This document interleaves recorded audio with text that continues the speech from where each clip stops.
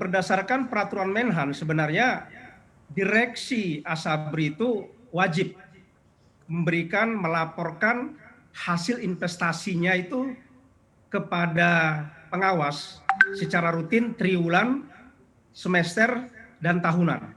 Nah, oleh karena itu sebenarnya dengan banyaknya pengawas internal dan harus rutin dilaporkan hasil investasinya, harusnya itu tidak boleh ada cerita ada kegagalan di dalam investasi. Oleh karena itu saya melihatnya ya masalahnya mungkin pengawasan tidak berjalan.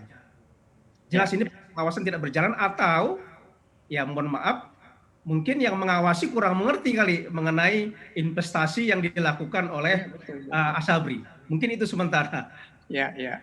Oke, berarti ini senada dengan apa yang tadi dikatakan oleh Pak Tandri Abeng. Seperti apa Pak Tandri? Ya. Anda melihat?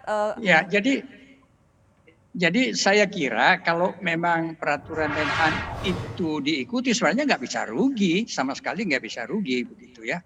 Nah, mungkin di sini ada isu ya, karena pengawas-pengawas itu kan dari departemen-departemen yang berbeda ya. Irjen dari beberapa angkatan, bahkan dari Departemen Keuangan. Ini peranan daripada Kementerian BUMN bagaimana? Kalau ini BUMN, maka yang menempatkan direksi dan komisaris itu adalah Kementerian BUMN atau Menteri BUMN. Nah, kan yang mengelola ini sehari-hari adalah direksi diawasi oleh Dewan Komisaris kan.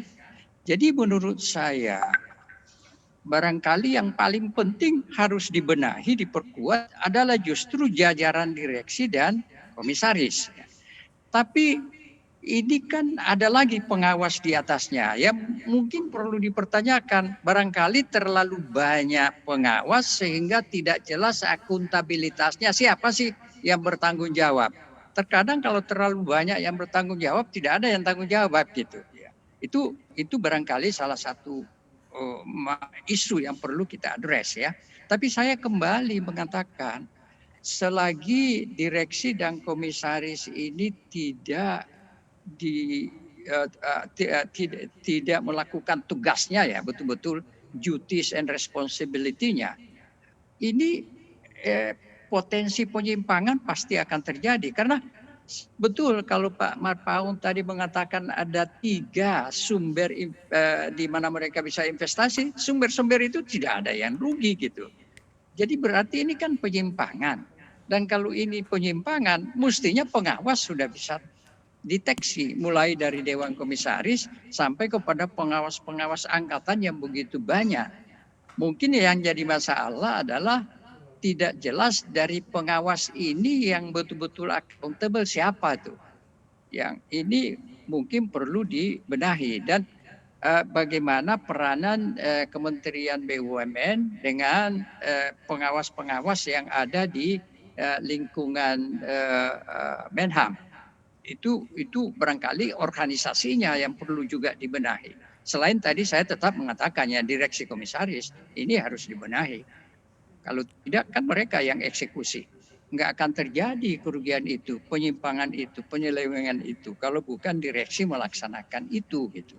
Jadi direksi dan komisaris yang pertama harus diperkuat dan bertanggung jawab untuk seluruh masalah yang menyebabkan asuransi ini bisa rugi.